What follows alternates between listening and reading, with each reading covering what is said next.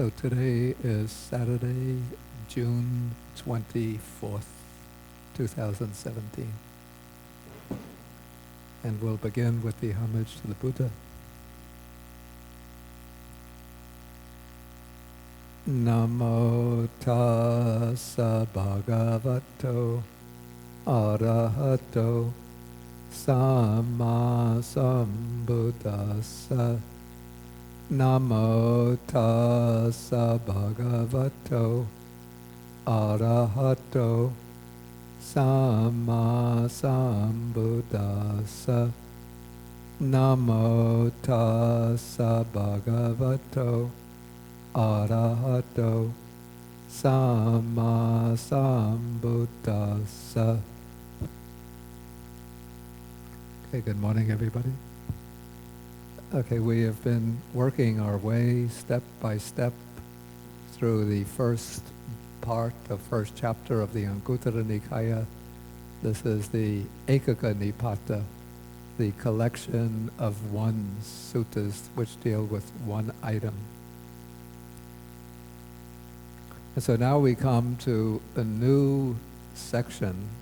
These section numbers and names are what I have added myself based on the content. And so these are beginning now a series of repetition suttas. So this one is called the Jambu Deepa repetition series.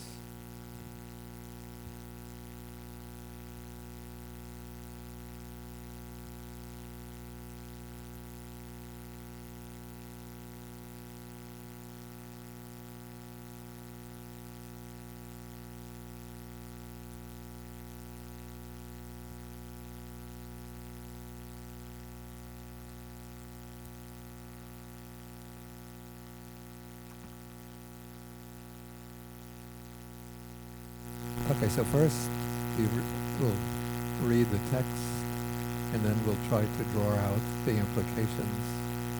And in fact, this whole series of suttas that we're going to come upon in this section seems to me to have, even though the suttas are distinct, but there's a governing purpose of these series of suttas, and that is to emphasize the rarity and of the opportunity of encountering the Buddha's dharma, and the rarity of the opportunity to practice and to understand and to penetrate or realize the truth of the dharma. And so the suttas, for the most part, they seem to be building up in a sequence in which they're focusing in more and more closely or more and more precisely on that particular theme. And in this way, these suttas are concerned with a theme that occurs elsewhere in the Nikayas. The theme is that of what is called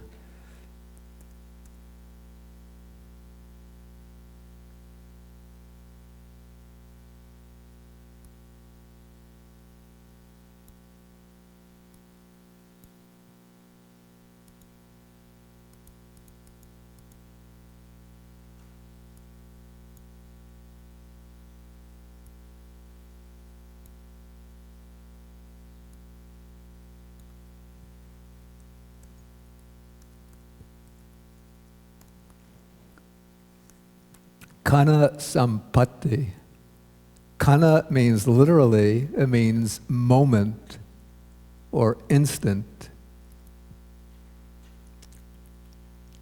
But here it seems to take on the meaning or the nuance of the right moment in the sense of the right opportunity. And it's conjoined with sampatti, which means the achievement or the attainment. So this is the attainment of the opportunity, the attainment of the rare chance to encounter the Buddha's teaching, to place faith in the teaching and to practice the teaching. Back years ago when I was living at the monastery, Nisaranavanaya, the Mittarigala monastery, the monastery where Venerable Dhammajiva, who taught meditation here, is now the abbot. But this was before he came there. When I was living there, in our regular chanting, evening chanting, we used to do a series of verses or of lines that would emphasize this theme of kana sampatti, how precious and rare is the opportunity. Dulabo budupado lokasmin. So dulabo means rare, is budupado, the arising of a Buddha, lokasmin, in the world. Then dulabang saddhamma savanang. Rare is it to hear the Dhamma.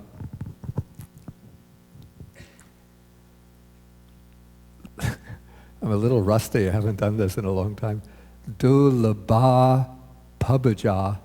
Rare is it to gain the opportunity to go forth, to become a monastic.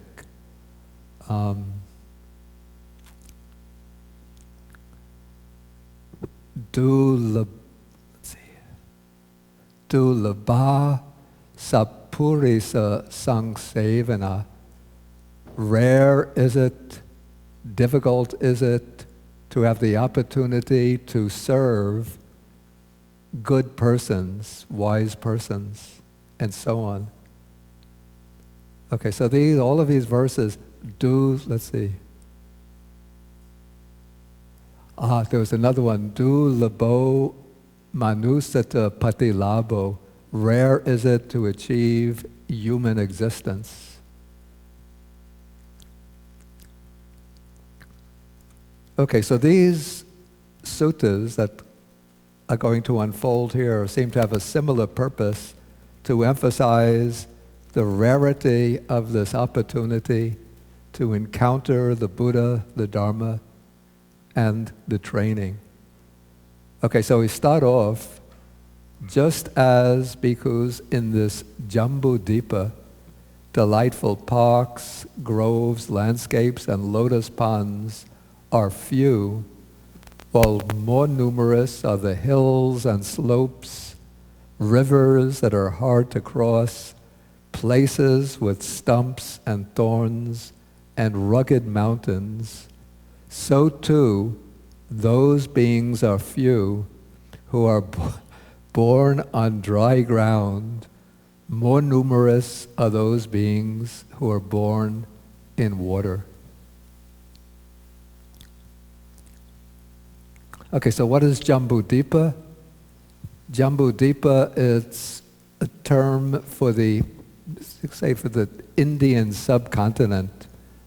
It probably extends northwards up as far as probably including the foothills of the Himalayan mountains. Westward, it would probably encompass present-day, not only northwest India, but it would also include what's now Pakistan. Of course, then southward, it includes the whole southern cone of India.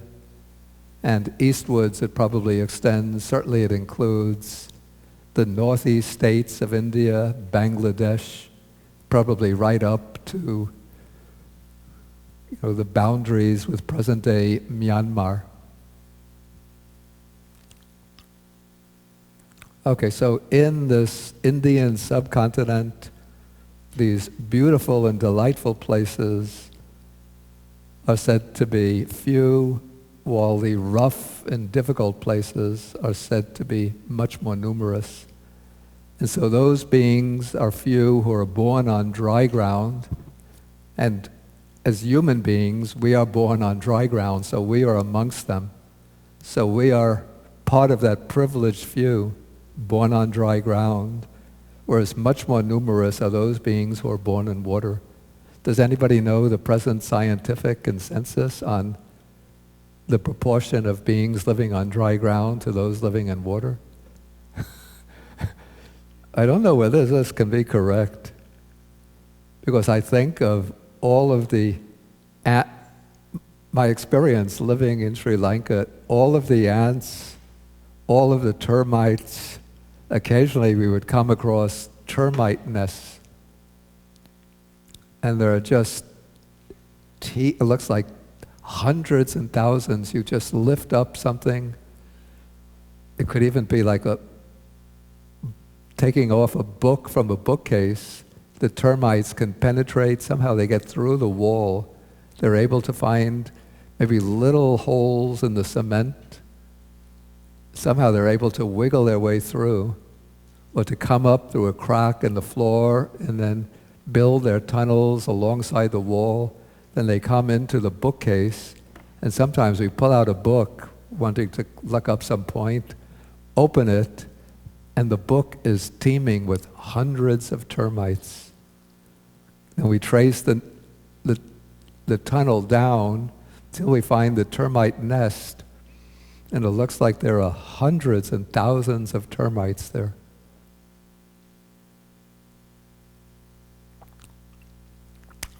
Anyway.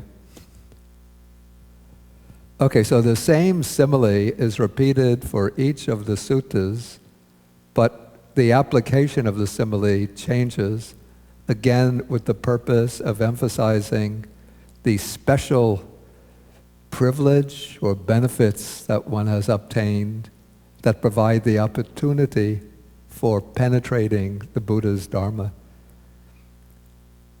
Okay, so the next sutta says, those beings are few who are reborn amongst human beings.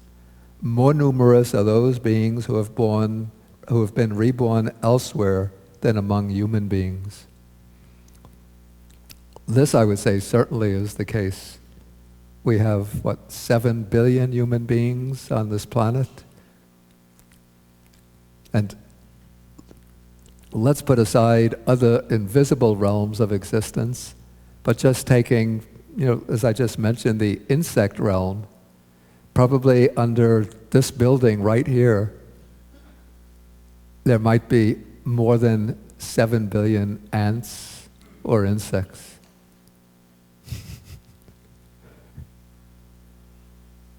And then if we take, going from the insects to different kinds of fish, well, now I have to say rather sadly, the fish stocks are being depleted almost to the point in danger of exhaustion.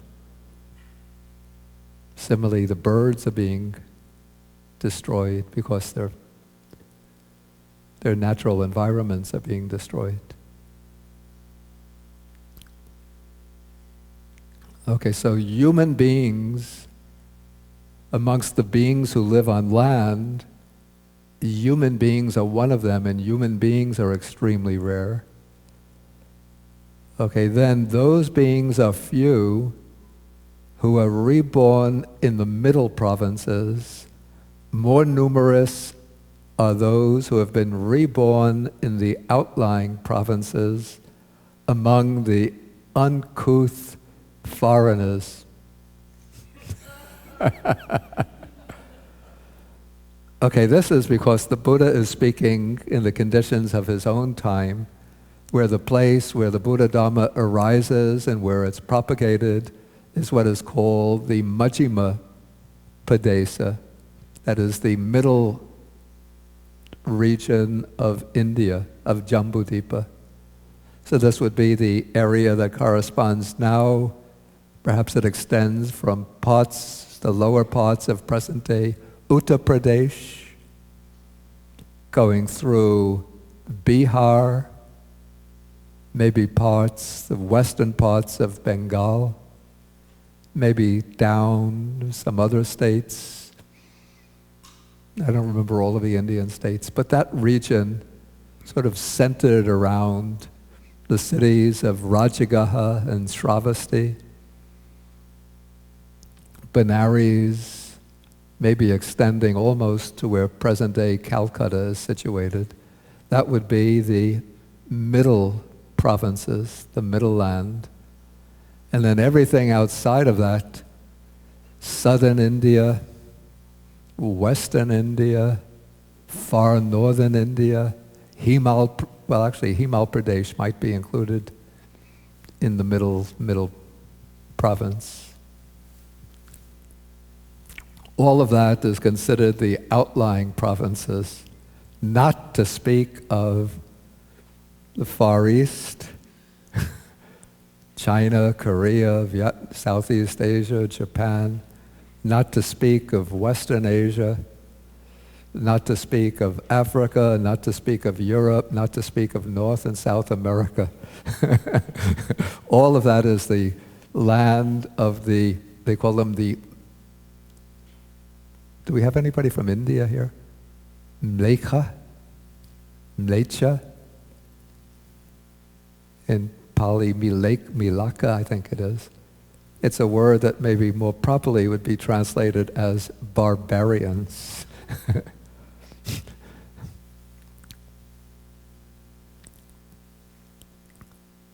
Okay, so from the perspective of the 5th century BC, the place where one gains access to the Buddha Dharma would be in the middle provinces.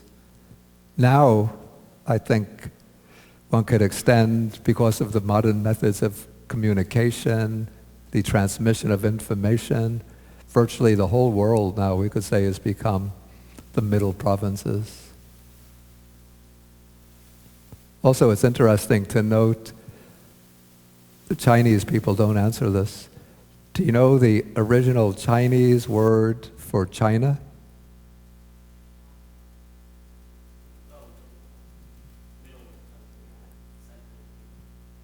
Yeah, Zhongguo. So they call it the middle. The Chinese call their country the middle country. The Japanese call Japan they call China the middle country. Okay, so everybody considers themselves to be the center of the universe.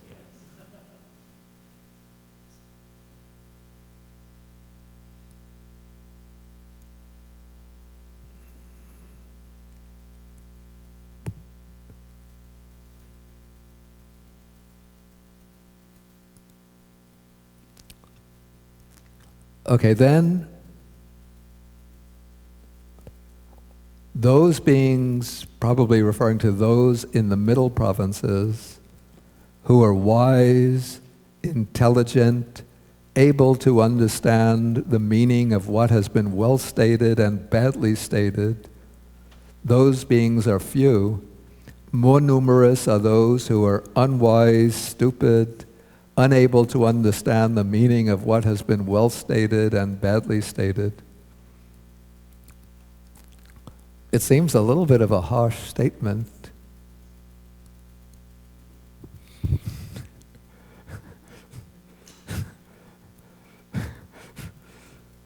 But look at the state of American politics now.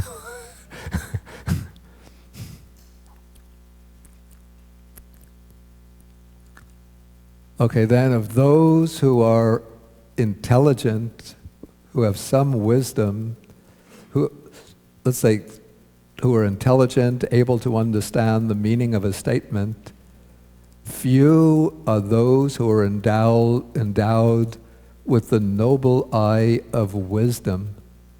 This would probably be the capacity, the faculty, which is able to understand the Dharma, which is able to penetrate into the truth of the Dhamma. So more numerous are those beings who are confused and immersed in ignorance.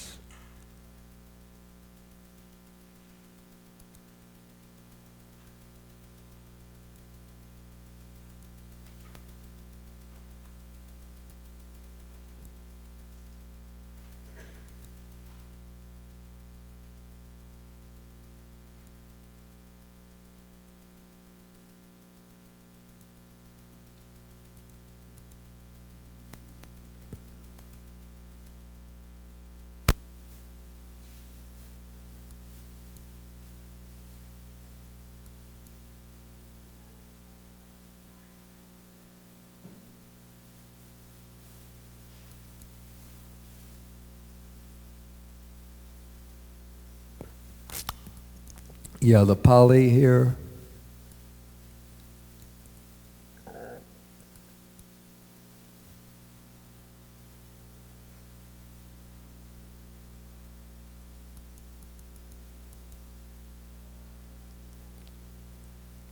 I don't know how to make this bigger.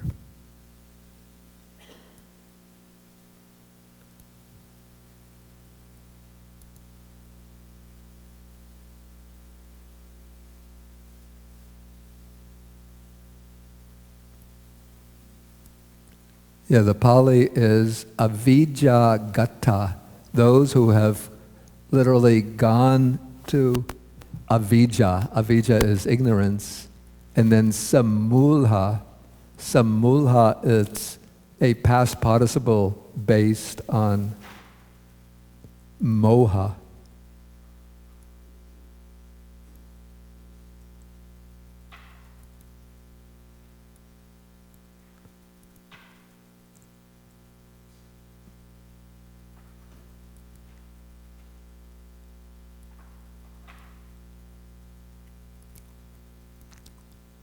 So can you see this all right?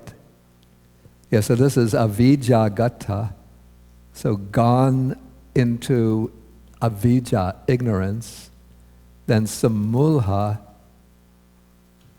is derived from sammoha.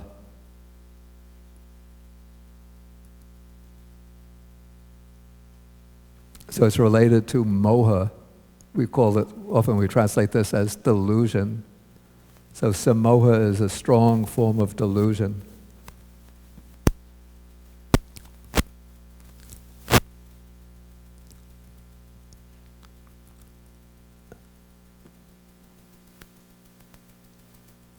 Okay, so now these suttas, we could say, are laying out the preconditions. Maybe we call this the general preconditions for being able to penetrate the Dhamma. But now comes, with this sutta, number 338, we come to more specific conditions, preconditions. So too, those beings are few who get to see the Tathagata, to get to see the Buddha. More numerous are those who do not get to see him. So the Buddha is speaking this at the time when he's alive. So the people who get to see him and to come for the word here is actually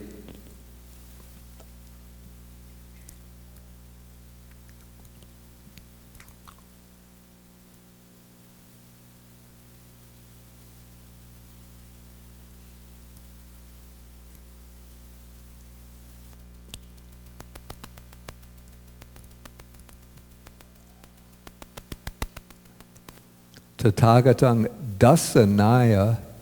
Dasanaya is literally seeing, but it has something of another sense. Maybe if you know a common word that's used in Indian spiritual circles now, darshan.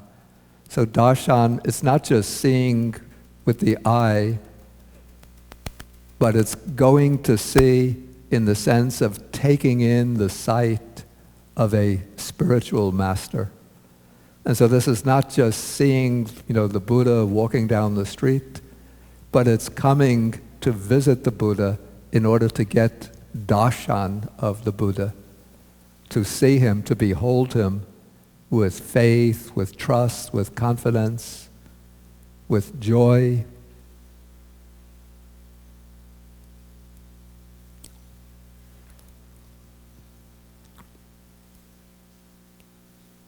And so it's when one approaches the Buddha it could be out of either trust and confidence, or it could even be out of curiosity, because one wants to find out, to have one's questions about the nature of things answered by the Buddha. Then when one comes to him, then one gains darshan, dasana of the Buddha.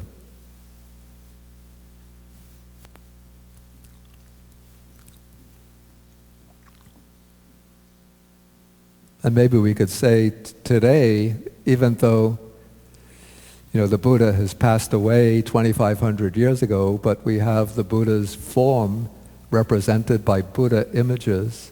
And so if one looks at the Buddha image with a mind of faith and devotion, perhaps one could say that one is getting darshan or dasana of the Buddha. Like, if you see, say in Chinatown, there'll be Buddha temples with Buddha images in the window, and probably the tourists will just go walking by, they'll see the Buddha image, but they don't have Tathagata dasanaya, they don't have the darshan, the sight of the Buddha. But if a devotee passes by the window and then sees that image of the Buddha, then they'll be filled with trust, confidence, joy, and that will be getting the Tathagata dasanaya, the sight, the darshan of the Tathagata.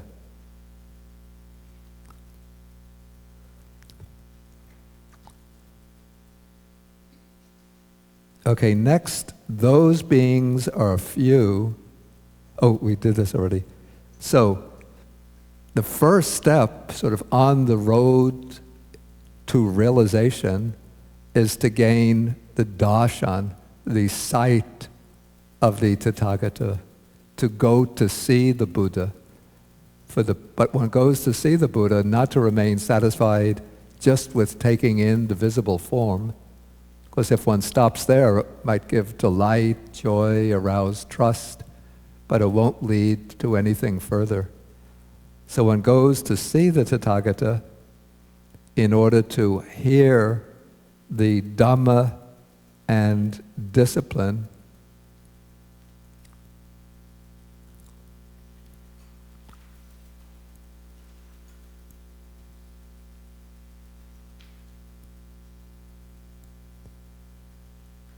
One goes to hear the dharma and discipline expounded by the Tathagata. In Pali, this is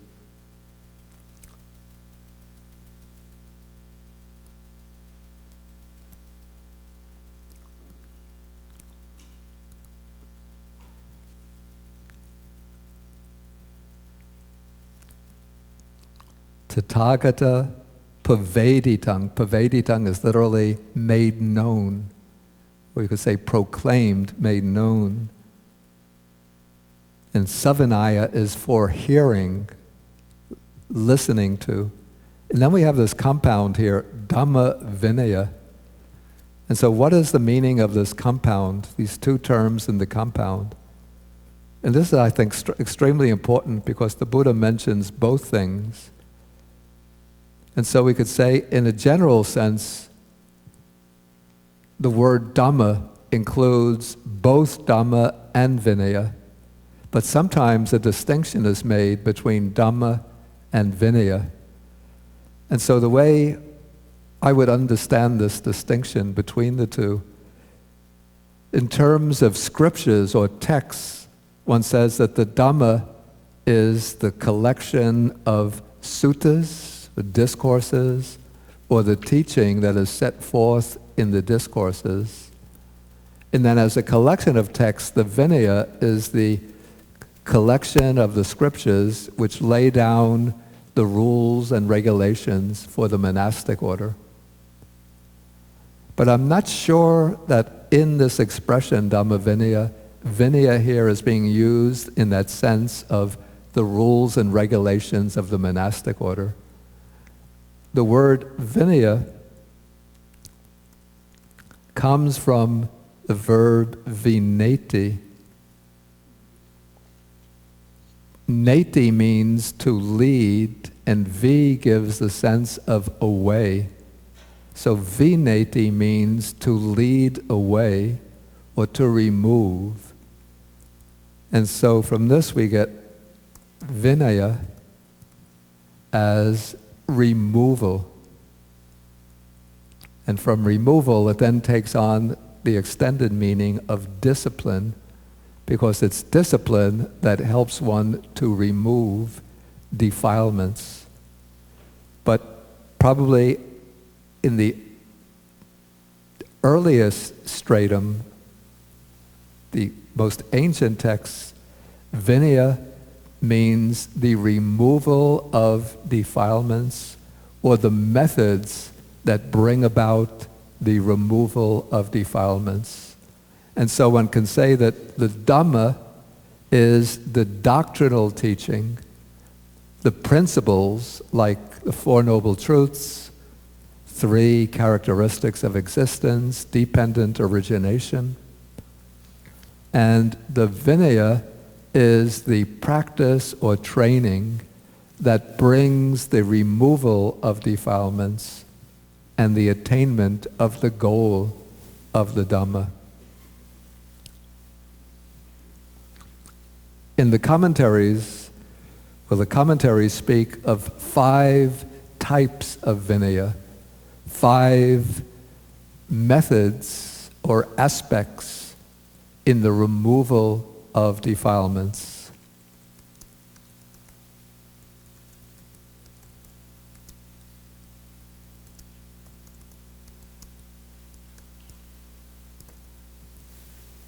The 5 methods are sila, which is virtuous conduct, good conduct, conduct governed by the precepts.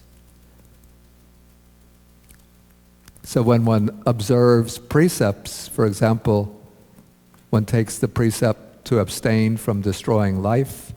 In that way, one is removing the level of defilements that break out in taking life. One takes the precept to speak the truth or not to speak falsehood. And in that way, one is removing, or at least restraining, the defilement which will lead to false speech. Okay, another aspect to the removal of defilements is virya, which means energy. And so when defilements arise, then one uses right effort or energy to dispel them, to dismiss them, to remove them from the mind.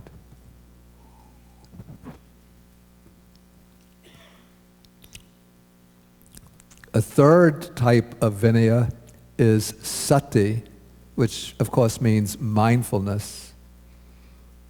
And so one uses mindfulness to keep watch over one's mind.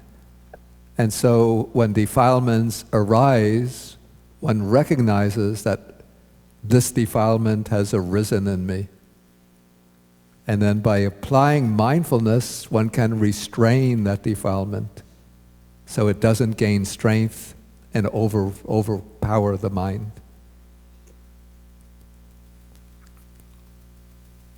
Then the fourth aspect of vinaya is khanti, which means patience. And so this is particularly helpful in overcoming anger. So anger, distress, worry, anxiety. And so when one is able to maintain patience, then one doesn't get overwhelmed by anger and distress. And then the fifth aspect of vinaya is jnana, which means knowledge, superior knowledge. And so for example, by reflecting on the danger and defilements and the benefits in removing them, then one gains this understanding, and in this way one is able to remove the defilements.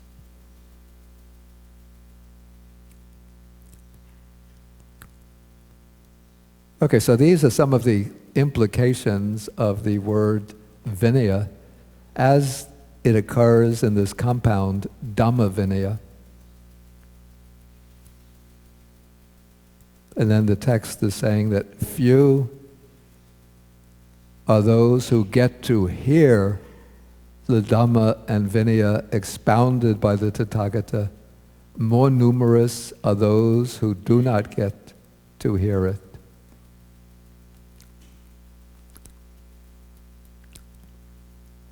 Okay, but it's not enough. You see, now, with seeing the Tathagata and what comes after, we're now getting a sequence of steps, a series of steps that's going to culminate in penetrating the Dhamma and reaping the fruits of the Dhamma practice. So the first step, to see the Tathagata. Second step is to hear the Dhamma and discipline. But the third step, in order to advance in the practice, not enough just to hear it, but one has to retain it in mind. And so a very good practice for retaining the teaching in mind, you see, in ancient India, people had very, very good memories, much better than our memories today, because it was a pre-literate culture. So people's minds were not accustomed to having everything preserved in writing for them. And so they would more easily retain whatever they heard, even to the point of many people had the ability to remember large masses of discourses. So now, because our minds have become, our faculty of recollection has become somewhat atrophied because we've developed a literate culture, the best way to retain things in mind is to take notes. Like if next week you were to come here and I were to give a surprise test, the people who are taking notes would do pretty well on the test.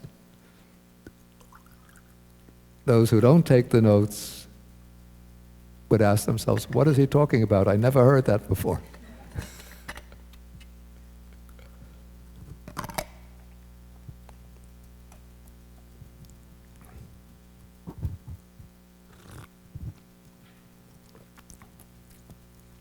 So retaining in mind. And to retain in mind, another way, good way, is to, especially when you're reading the text, to take notes on what you read. And then find ways to organize the material organize the material in ways that will make an impression on your mind so that it will in some way click with your capacity for recollection. Okay, so once you retain the teaching in mind, then the next step is to examine the meaning of the teachings that have been retained in mind. So the goal is not simply to memorize many texts and be able to recite them back by rote, but one has to investigate what is the meaning of this? How does this apply to my life? What are the consequences of this? What are the implications? How do these teachings that I'm studying now tie together with these other teachings that I might have read elsewhere?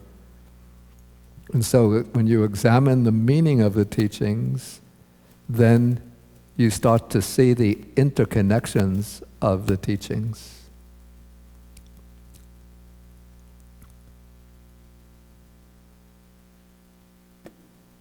Like back when I was just beginning to read the Pali Suttas in my first years as a monk in Sri Lanka, what I did was to take sheets of notebook paper, loose leaf paper, but loose sheets, not bound into a notebook. And then I would write the topic, various topics, that when I read the suttas, whenever I came to a passage dealing with one of those topics, then I would put the reference to that passage on that page. And so in this way I had many, many pages, maybe about 100 pages, filled with, or maybe even more, filled with references to suttas. And then what became interesting is that because the teachings are sort of, how do we call this? holographically structured, would that be a suitable expression? So that one particular, say, sutta will deal with topics very briefly, but then other suttas will take, say, one of those subtopics and then blow it up and deal with it in greater detail. And so then my note-taking had to have a lot of cross-references. So when I come to one passage, I would note that passage here, but then I would say, for details, see such, such, such, such, such. And this way, one gets to see the intricate interconnections of all of these many passages.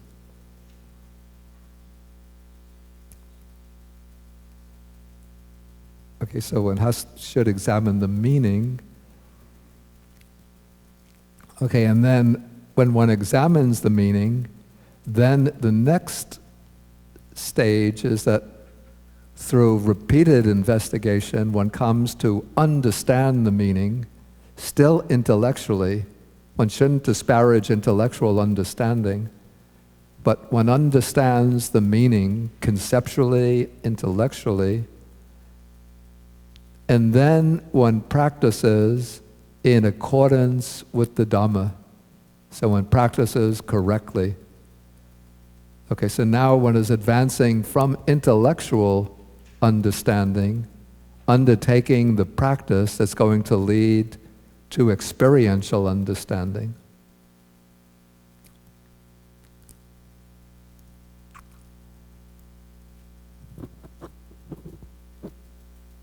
Okay, now the next two suttas actually, I'm not quite sure why they come in here, why they're introduced here, because they seem a little bit to deflect away from the forward movement of the sequence.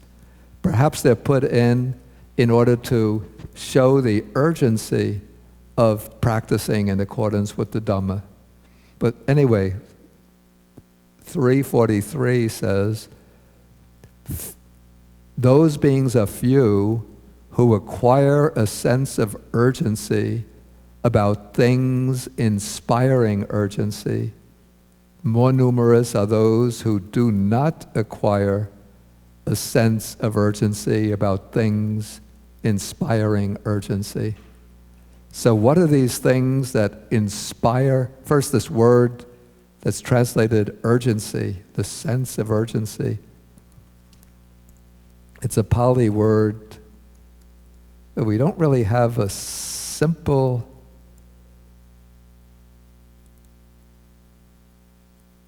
precise, simple counterpart to it in English. The Pali word is samvega, and it comes from the root vij, which has the sense of stirring up or being stirred. And so one meaning of vega without the prefix is a wave. So a wave is a mass of water that has been stirred up. Or maybe you could say the vega is the current of water that is generating the wave.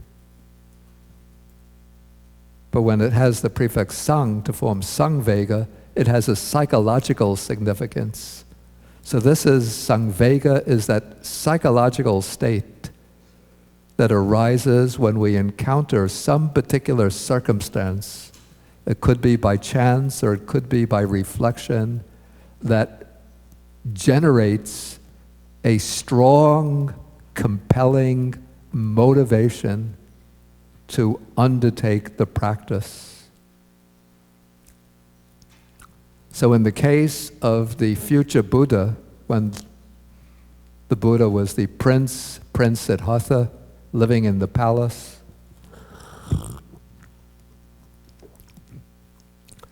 according to the traditional legend, it's when he went out of the palace and he saw the old man, the sick man, the corpse. Those three things representing old age, illness, and death, that is what generated in him samvega, that sense of urgency. So he could no longer remain satisfied with life in the palace, no longer contented with the prospect of succeeding his father as a ruler of the Sakyan state, but instead that Samvega drove him out of the palace into the forest to become an ascetic.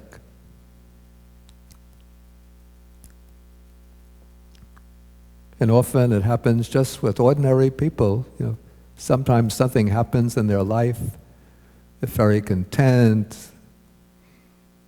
with their job, with their family. Then there might take place death of a child, death of a spouse.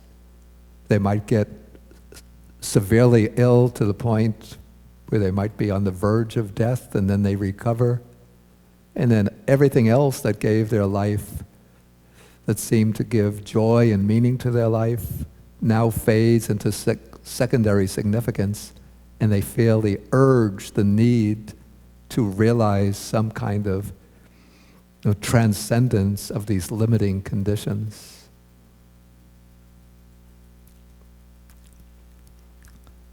Within the Theravada tradition, there is a grouping of 8 things together, which are called the 8 bases for generating Samvega, the sense of urgency.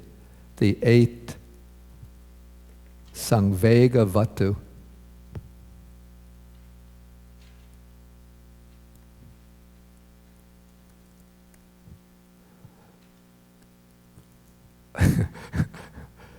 And some of the text that mentions that the sense of urgency arises when somebody who thinks they're in the prime of life, they look in the mirror and they see their hairs are turning gray. Then when they see that gray hairs, then they think, now it's time to leave the home life and to renounce and go into homelessness. But nowadays we have the hair dye. If we didn't have the hair dye, we would have many, many more monastics. Okay, so the 8 Samvega Vatu, what is the 8 bases for generating a sense of urgency? Jati, Jara, Vyadhi, Chuti, Apaya. Jati, birth. So when one reflects, I'm subject to birth again. And back in Sri Lanka, in the monastery, we used to have these pictures that were passed around. I think they came from Thailand, of a woman giving birth to a baby. And it shows the baby coming out from the womb in different stages. And one thinks, I'm subject to go through that again. So that generates a sense of urgency. So Jati, Jara, old age. One reflects, I am subject to old age. I have not escaped old age. Now I might be young, full of vital energy, but then I see the old people, like some people, not myself, of course, but really old people, and think, I also am subject to grow old like that.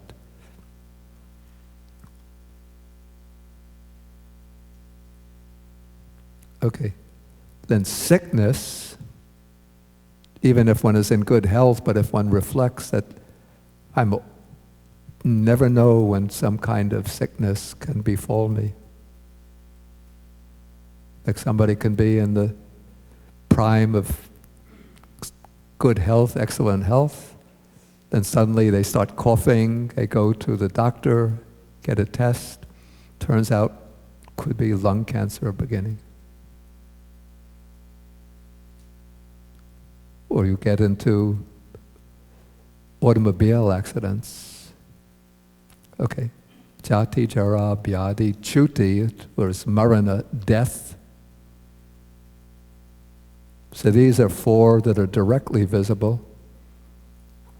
Then comes Apaya, That is the realm of misery, the bad destinations.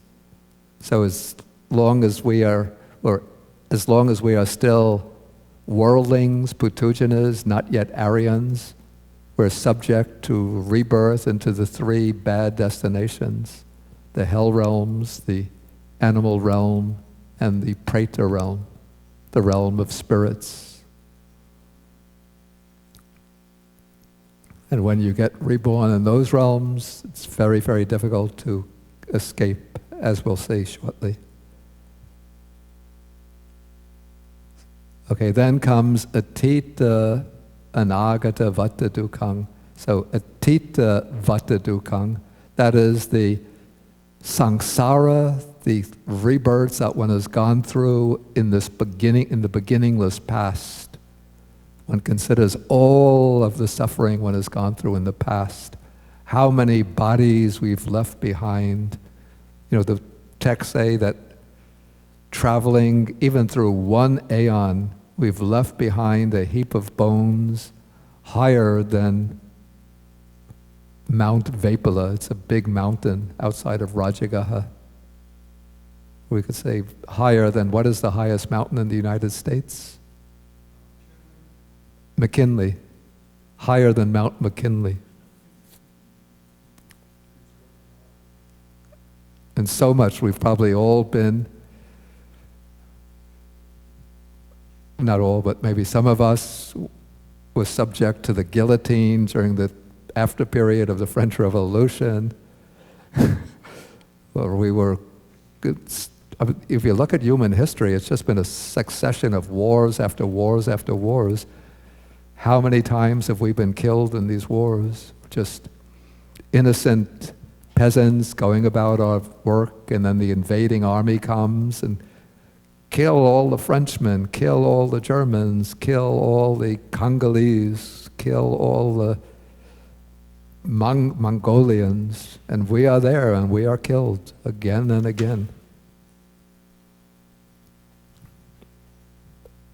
Okay, then comes anagata vata dukkhaṃ, the suffering of going through samsara in the future. What do we have to look forward to as we go through from one birth to the next in the future? Even if we escape the unhappy destinations, we get reborn in good circumstances as a human being. We grow up, we're happy, joyful, but again, we grow old, we fall sick, we die over and over again. And if we commit unwholesome karma, then we fall into the bad destinations. Okay, so I've got 7 bases: birth, old age, sickness, death, the bad destinations, the samsaric past, the samsaric future, and then the 8th again takes us to the present. It's interesting. It's called pachupanne ahara gavesi dukkhaṃ, the suffering of searching or seeking food in the present. So if one just considers, if you're driving from, say, Poughkeepsie, or even from this area into New York City on a weekday, stuck in the traffic blocks, hour and a half, 2 hours going into the city, hour and a half, 2 hours coming back from the city. What is that all about? Getting impatient, angry, bored. All about acquiring food in the present. And then having to work at a job, and it could be very unrewarding work, for minimum wages. You see so many people working, and young people working in the fast food restaurants, 8 hours, 10 hours a day, or in third world countries working at these dangerous, repetitive jobs, compelled to work 10, 12 hours a day, all for the means of subsistence.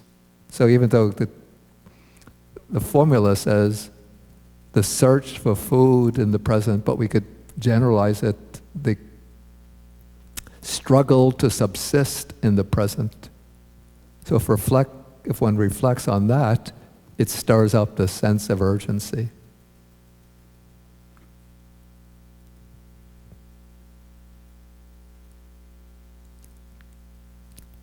Okay, so those are the 8 senses, 8 bases for arousing a sense of urgency. Those are the things that inspire urgency. And few are stirred by them. Most people just go about their day-to-day life taking these things for granted. In fact, even the Buddhists who have some belief in samsara, the future, and who believe in the apaya, the bad destinations, even they go about their day-to-day life quite immunized or indifferent, complacent about their daily routines. It's very, very few who reflect deeply on this, what I call the dangers underlying the smooth surface of everyday life, and then arouse that sense of urgency. Then of those who are inspired by a sense of urgency, few are those who strive diligently.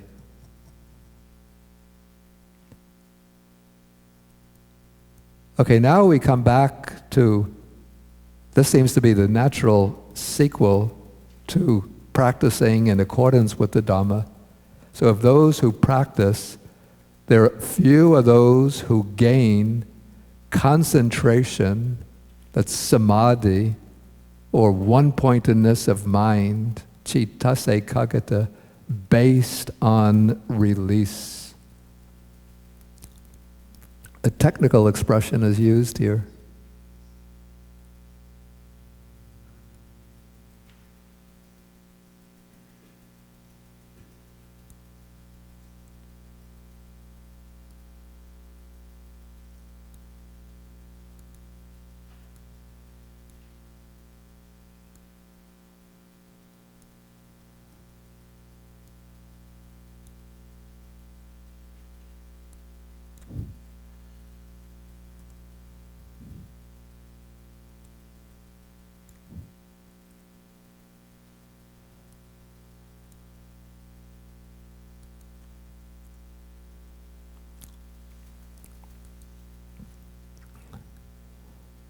Okay, the technical expression is vavasaga aramanang samadhing.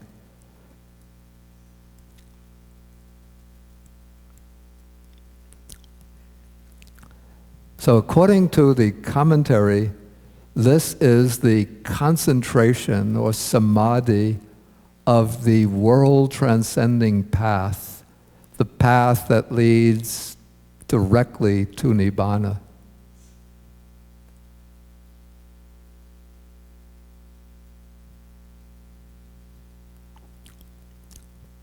Though I wonder whether it can also mean not necessarily the world-transcending path, but a samadhi which makes Nibbana its aim or objective rather than its object.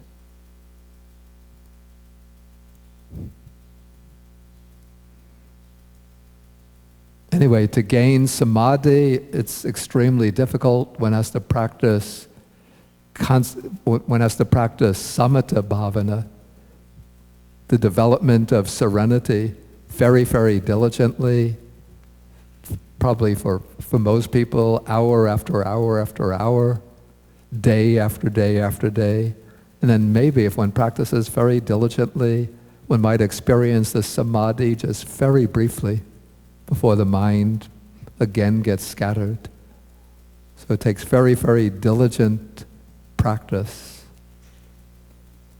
Okay, then the next says, those beings, again, this one seems a little bit maybe to break up the continuity of the sequence, but it seems to lead into the next one. So few are those who obtain the exquisite taste of delicious food. More numerous are those who do not gain such food, but subsist on scraps brought in a bowl. Maybe you could reflect on this. Because one gets spoiled a bit living in a monastery. But when I see people out in the world, particularly if one thinks of people, I mean, there's so much hunger in this world, and people just living just on the bare minimal intake of food, just a bowl of rice with maybe a few vegetables on the side, maybe some beans and vegetables on the side, and day after day, that's what they live on. And here in the United States, people of means, we can go to almost any restaurant of our choice. If you want to enjoy Italian food, you have that option. Turkish food, Chinese food of about a dozen different varieties, from Sichuan to Cantonese to Hunan cuisine to Beijing cuisine.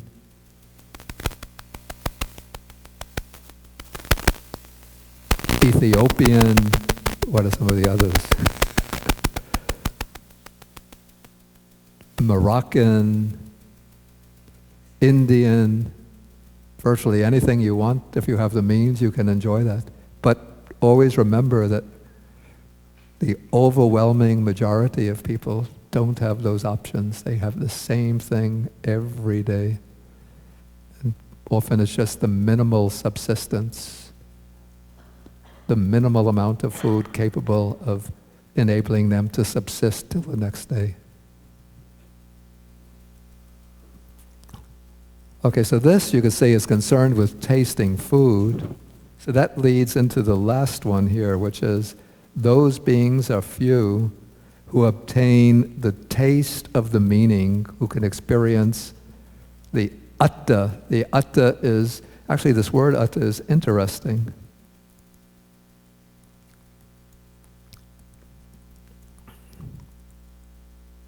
Or in Sanskrit it's atta.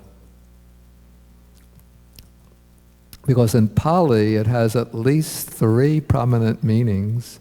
One is the meaning, like the meaning of a statement is the atta, but it also means what is good, the good.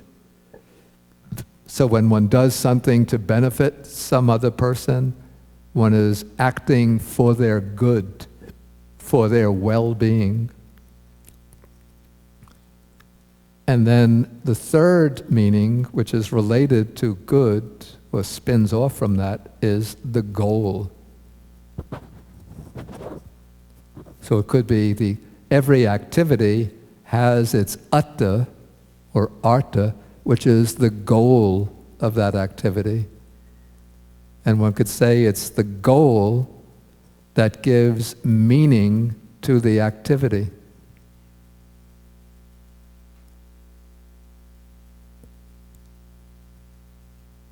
So here, when we say that, when the text is speaking about those who obtain the taste of the meaning, the Pali expression is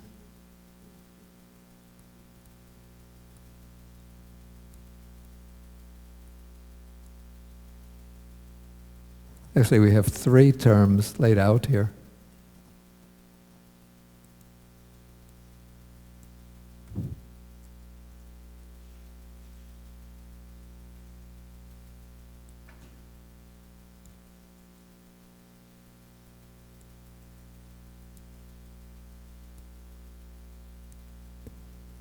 So atta rasa, this is the taste or flavor of the meaning.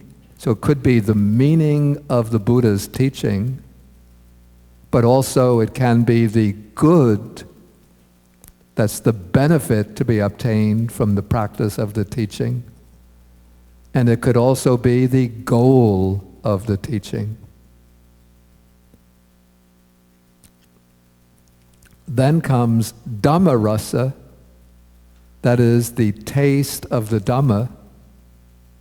So as one practices and then one starts to experience the truth of the teaching, so one is beginning to see how all conditioned phenomena are arising and passing away, so they're impermanent. And so now one is experiencing the Dhamma, the flavor or taste of the Dhamma. And then as one progresses from impermanence to suffering to non-self, then one realizes the Four Noble Truths. So now one is experiencing the real, fullest flavor of the Dhamma. And then when one fully experiences the taste of the Dhamma through realizing the Four Noble Truths, then one realizes or experiences Nibbana. So one gains the taste of liberation.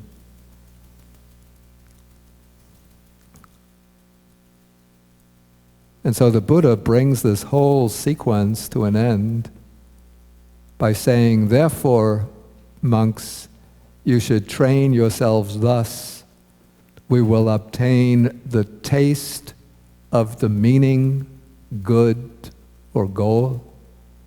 We will obtain the taste of the Dhamma, that is by experiencing in our practice the truth of the teaching. And we will obtain the taste of liberation, that is by realizing the truth, the mind is liberated from the defilements, liberated from bondage to birth and death, and in this way one can gain the taste of liberation. So that's the way you should train yourselves.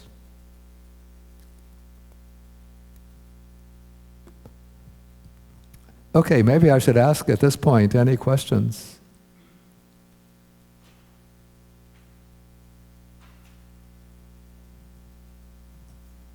Do we have the wireless microphone? Okay, Ravi?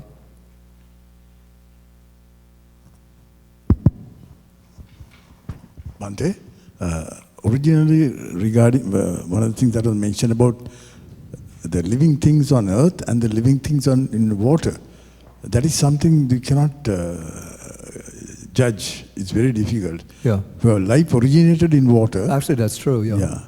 And in addition to that, are we talking in terms of like microorganisms, bacteria, and other things? Yeah, I don't know. I don't know. So it's very, so it's possible that there could be, if you consider those, that is much more than the termites and the ants. It could be, yeah. Thank you. Actually, if one takes the bacteria into account, the bacteria that dwell in the ocean, the seas, also there'll be, actually that's probably true, is bacteria. I think they say that if you take the mass of the bacteria, put them all together, it's greater than any other mass on earth. I saw somebody, Suki. Wait, take the microphone. And it's not question, but would you please, the last one of the 8 Samvega Vatu? Yeah. Would you please repeat that one? Pachupanne ahara something? Yeah. Pachupanne means in the present. Ahara is food, nutriment. Kavesi means seeking, searching for. And then dukkang is the suffering.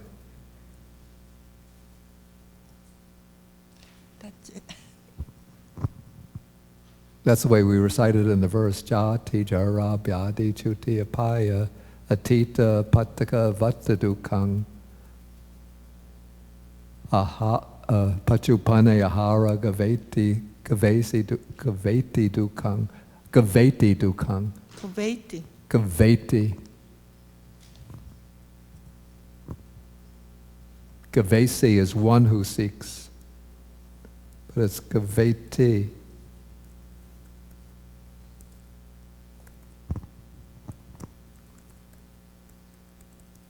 But also I've seen pariyesana, searching or seeking, also meaning the same thing, searching or seeking. Is that Matt, did you? Okay, Matt over here. Thank you, Ante. So in the seeking of liberation, it seems it's necessary in the urgency toward moving toward understanding or realizing liberation. Yeah. It seems like it's essential to go through a sense of relinquishment or renunciation. So a layperson would have to pass through that stage of renunciation before they could achieve or a taste of liberation. I would say that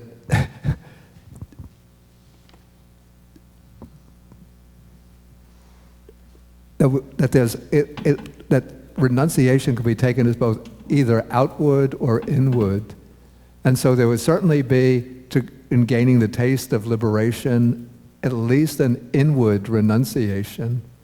But it doesn't mean that a layperson has to formally renounce possessions, family, household, to gain the taste of liberation in the sense of becoming one of the Aryan persons. Because of the 4 stages of liberation, the Buddha had many lay disciples who were stream enterers, once returners, numbers who were non-returners, like Anathapindika, who was the Buddha's chief supporter, was, they say, like a multi-millionaire. So he had, a lot of... So the transcending of the hindrances or the defilements is possible without a physical, actual renunciation or relinquishment of one's possessions and way of life. He wouldn't have had to relinquish his material possessions in order to taste that to gain the taste of the Dhamma as a stream enterer.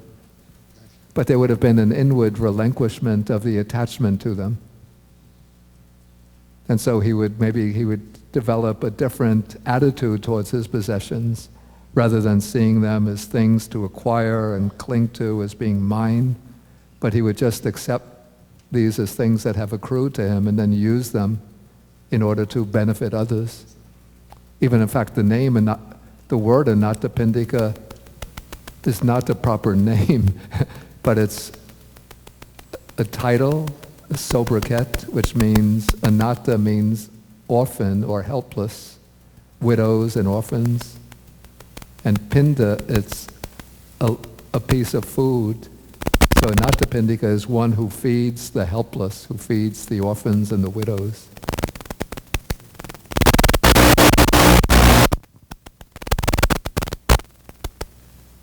Somebody else?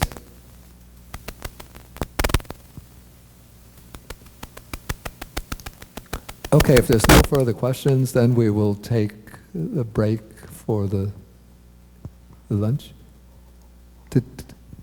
Dina, you looked a little surprised? No.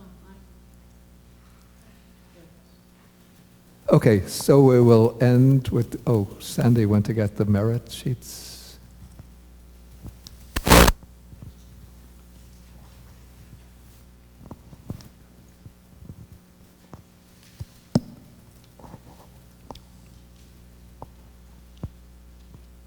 Maybe since I could put in 5 minutes to go through the next section.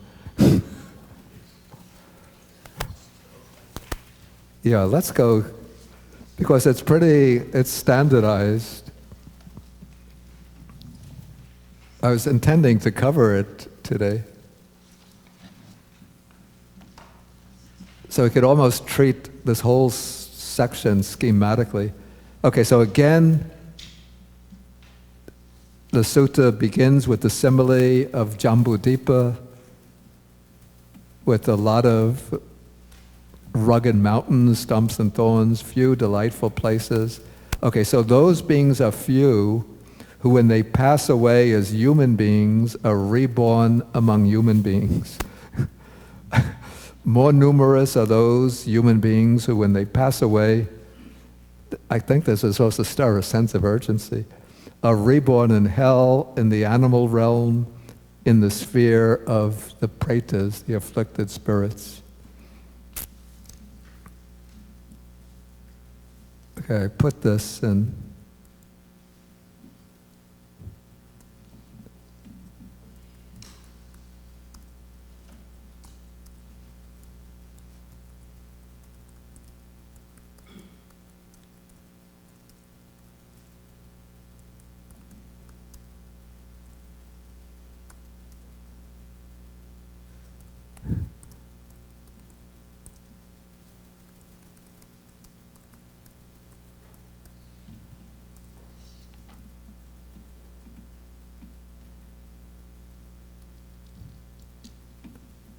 Okay, so then, few are the beings who pass away as humans and who are reborn among the devas. More numerous are those who, when they pass away as humans, are reborn in hell, in the animal realm, in the sphere of afflicted spirits. Okay, then the same thing applies to the devas. When they pass away, few are reborn among the devas. Few are reborn among human beings. Much more numerous are those who are reborn in hell, the animal realm, the sphere of afflicted spirits.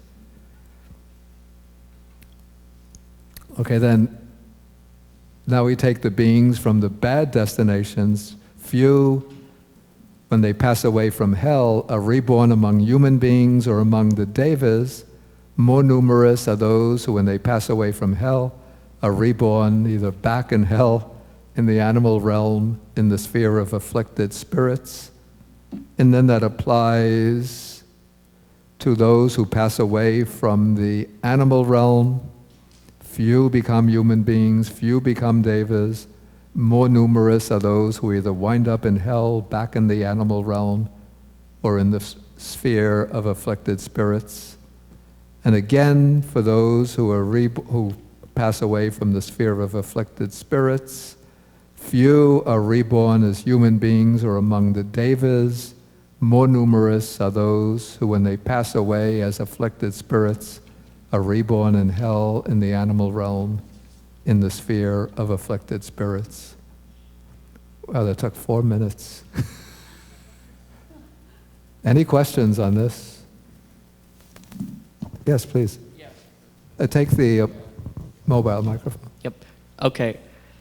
So, is there like a bell curve for the rebirth of the devas? Because I imagine devas in the upper formless realms don't get reborn into a hell as often as devas who still have shorter lifespans and, of course, their own hindrances. Yeah, what they say is that, this is coming out of the Abhidhamma, that when one passes away from either the formless realm or from the Brahma world, one can't go directly from those realms into the 3 lower realms.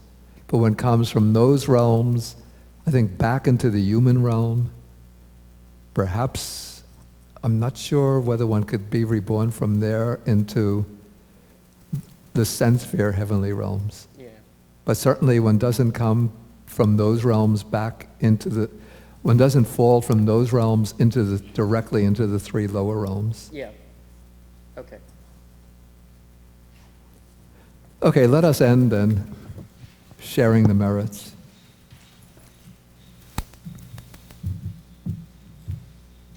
Akasata chabumata deva naga mahidika punyantang anumoditva chirang rakantu sasanang. Akasata chabumata deva naga mahidika punyantang anumoditva chirang rakantu desanang. Akasata chabumata deva naga mahidika punyantang anumoditva chirang rakantu mang parang. Etavatacham hehi sampadang punya sampadang sabbe devanumodantu sabba sampati siddhya. Etavatacham hehi sampadang punya sampadang sabbe bhutanumodantu sabba sampati siddhya. Etavatacham hehi Sampadang punya sampadang, sabbe satanumodantu, sabba sampati siddhya, bhavagupadaya vichihetato, etantare satakaya upapanna, rupya rupicha sanya sanino, dukkha pamuchantu, pusantu nibbutting.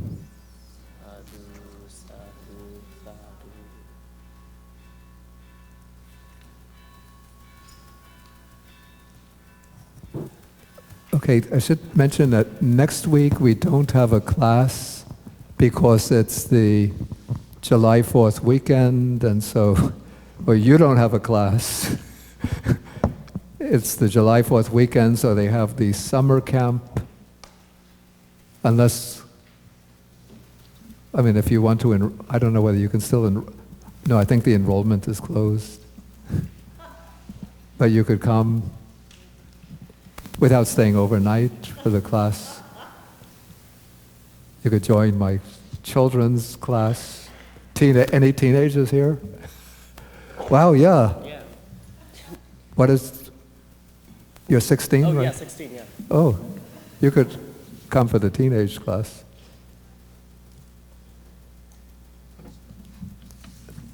Okay, so the next regular sutta class will be the following Saturday. That's July 8th. Okay, so let us end with 3 bows to the Buddha.